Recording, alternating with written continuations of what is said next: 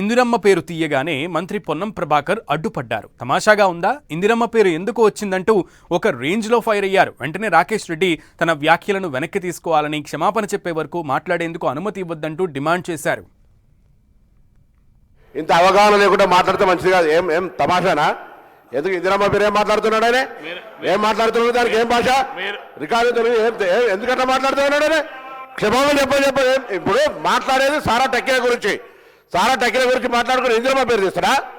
ఏం దయచేసి నేను సభ అధ్యక్ష, వెరీ అన్ఫార్చునేట్, ఒక గౌరవ సభ్యుడు ఇక్కడి దాకా వచ్చేటువంటి విధంగా మాట్లాడుతున్నట్టే మహిళలకు సంబంధించి, అందులో చనిపోయిన మహిళ ఈ భారతదేశంలో వాళ్ళ నాయకుడు ఎప్పుడు అరే పేరు ఇట్లా మాట్లాడితే ఆ పేరు తీసి పెట్టేదంటే ఏమన్నట్టు?